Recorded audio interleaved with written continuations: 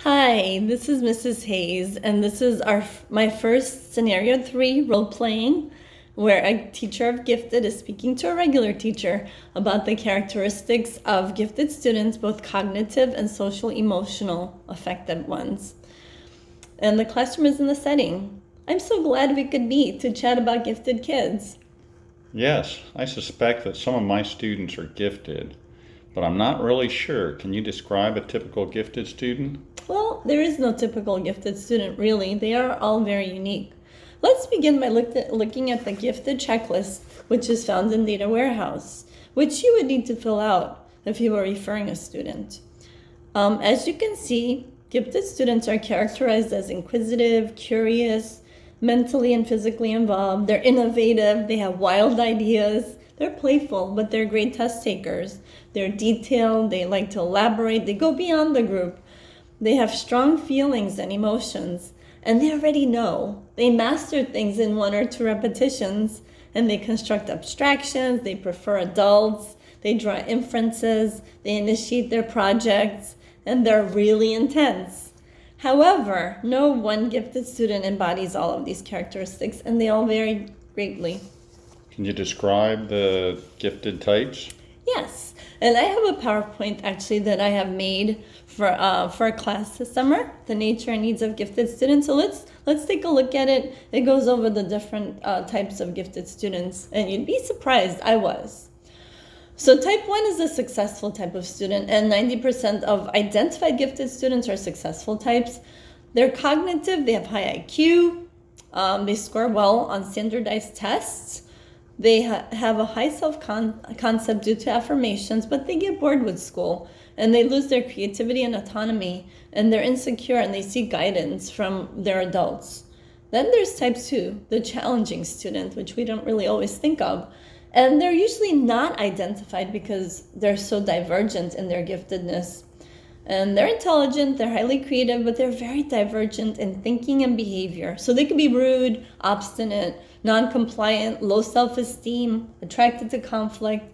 Then there's type 3, the underground, an interesting one, where the student, usually female, but it could be male as well, transforms, especially during middle school or high school. They suddenly want to drop their giftedness, and they want to belong to the status quo and be part of what, go along with their peers.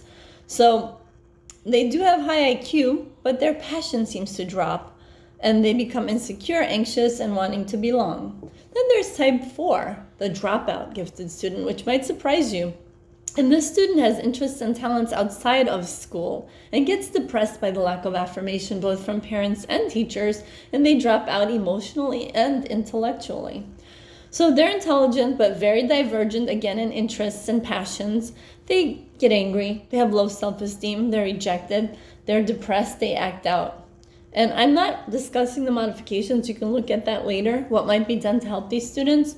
Type 5, the twice exceptional gifted student. This student is both gifted and has learning disabilities. It might be ADHD or ADD or something like that, but they're also gifted and talented. So this student may be considered sometimes average in IQ because of their disability. And they get frustrated because sometimes they can't fulfill their tasks. Maybe it's their attention span. They're disruptive. They can have low self-esteem. They get stressed and frustrated and isolated.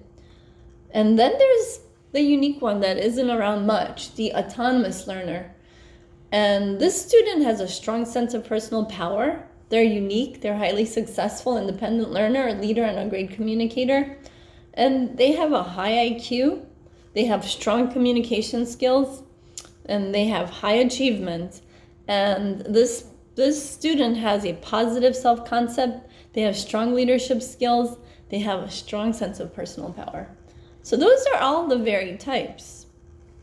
So what does this mean in terms of instruction, support, and services for these type of students? What this means is that gifted students very much need special programs, differentiated instruction, and perhaps even extra supports and services that match their needs for complexity, pacing, depth, and interest. Additionally, depending on the type of gifted student, the student may need to be taught things. So they might need counseling, They might need remediation. For example, they might need to be taught a growth mindset. They may need counseling to acquire socialization strategies. They might even need RTI supports or self-directed projects. They may need enrichment beyond the school walls and the school year. So you can peruse all the suggested modifications here in this PowerPoint. So what you're saying is that the gifted students need extra support just as much as other struggling students. I often hear our peers say gifted kids get it on their own and they don't really need special programs or instruction. Actually, that is a fallacy. Although gifted students usually have high IQ, as we said, presently in Collier they need to score on their IQ 130 in Plan A and 115 in Plan B.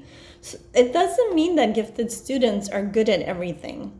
As you know from our previous discussion, gifted students can have many challenges and problems. Gifted students can be at risk. They can be struggling in a subject. They might be brilliant in math and bad at reading. Furthermore, gifted students have asynchronous development, and we mentioned this, where their cognitive abilities and social emotional abilities are not in sync with each other. Therefore, gifted students need a lot of extra care and specific instruction, which could be in a self-contained gifted classroom, in an advanced content classroom, cluster grouping, or even outside of school programs to enrich their gifts. As mentioned, some of these students may also need RTI interventions, extra supports, and services like counseling. Some gifted students need special counseling to deal with social emotional issues, as mentioned before, like anger and depression. So to conclude, gifted students don't get everything on their own. They very much need special programs, differentiated instruction, supports and services, and meeting their specific needs for rigor, pacing, complexity, and depth in order to grow. Wow. Will you email me this PowerPoint? I was somewhat familiar with the gifted checklist, but I never thought about these various challenges and problems with the gifted students that they face. This really creates a paradigm shift on how I viewed gifted students. I felt the same way when I saw all the different types. Yes, the gifted checklist is a great beginning to get familiar with the characteristics of gifted students. But as you noted, gifted students come in varied sizes, shapes, and dispositions, and it's critical that we're aware so that we can identify them correctly and support them. And yes, I will send you this PowerPoint, and I will send you another one too that explains the differences between the asynchronous development of the gifted student versus the more gradual development of the average student. I hope this will give you a better understanding of the many faces of gifted students and help you identify them better. Thank you so much. I really appreciate this. Oh, you're welcome. Please remember, I'm here to support you in any way. Feel free to come and ask any questions you have on the gifted program or gifted students. So now, that was our scenario, and this is our debrief reflection on scenario 3. And it was focusing on understanding the cognitive and affective characteristics of various types of gifted students. So the scenario worked pretty smoothly. The gifted teacher had knowledge and resources and was able to clarify and empower her peer to better understand the nature of gifted students, including their cognitive and social emotional characteristics. And it busted the myth that all gifted students are naturally talented and great at all subjects and all things come easily to them. And as presented in Nature Needs of the Gifted Student, we realize that gifted students have many barriers. They're highly sensitive, they're asynchronous in development, they often have low self-esteem, they can have anger issues, perfectionism, they could have underdeveloped independent learning skills. And especially due to their asynchronous development, they face many challenges, and this causes a negative self-concept. And as was heard from the podcast and from readings, most gifted students have both gifts and challenges. Some are twice exceptional and struggle with, learning disabilities. According to Life in an Asynchronous Family by Kathy Kearney, gifted students develop in a synchronous manner, cognitively, socially, and emotionally and physically. And gifted students may have the intellectual abilities of an adult, but lack the social or emotional maturity. So they may be able to do algebra at 5, but they can't brush their teeth well. Giftedness may bring out great leadership in some, but most gifted students are not the happy, popular, or well-adjusted. They're actually the highly sensitive, more melancholy, isolated, and possibly anxious student. So they definitely need our special program, specific instruction, and great support to flourish. Thank you for watching us.